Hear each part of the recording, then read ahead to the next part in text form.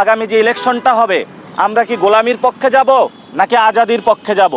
এই জন্য আমরা আজাদির জোটকে পছন্দ করেছি। আমাদের যে 11 দলীয় জোট, ইনশাল্লাহ এটা বাংলাদেশের আজাদ করার জন্য আজাদির যে লড়াই এটা হলো চালিয়ে যাবে ইনশাল্লাহ। আমাদের সামনে অপশন ছিল আমরা কি গোলামির প্রতীক নিব নাকি আজাদির প্রতীক নিব।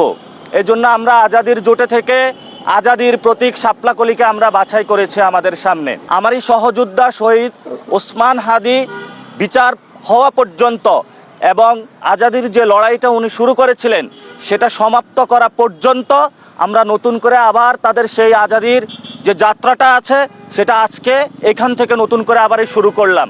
কারণ ওসমান হাদি চলে গিয়েছেন, উনি আমাদেরকে একটা পথ দেখিয়েছেন যে বাংলাদেশকে স্বাধীন রাখতে হবে, এখানের মানুষের অর্থনৈতিক মুক্তি রাখতে হবে, রাজনৈতিকভাবে মুক্ত রাখতে হবে এবং সাংস্কৃতিক যে আগ্রাসন আছে সেটা থেকে মুক্ত রাখতে হবে। ইনশাআল্লাহ আজকে থেকে ঢাকা 8 আসন, রমনা, শাহবাগ, মতিঝিল, শাহজাহানপুর যে অঞ্চলগুলো রয়েছে এবং পুরো বাংলাদেশকে আমরা আজাদ অঞ্চল হিসাবে ঘোষণা করলাম। এই অঞ্চলে যদি কোনো ব্যক্তি বা কোনো দল আপনাদের কাছে চাঁদাবাজি করে, সন্ত্রাসী কার্যক্রম করে, দখলদারিত্ব করে, তাহলে আপনারা আজাদির স্লোগান তুলে তাদেরকে আপনারা গ্রেপ্তার করে প্রশাসনের হাতে তুলে দিবেন।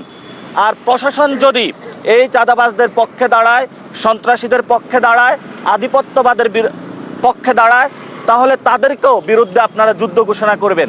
কারণ আপনার সন্তান এবং অনাগত সন্তান যারা আসতেছে এই পৃথিবীতে, আপনি যদি তাদেরকে রক্ষা করতে চান তাহলে আপনাকে চাঁদাবাজি, সন্ত্রাস, দুর্নীতি, বৈষম্য, লুটতরাজের বিরুদ্ধে দাঁড়াতে হবে।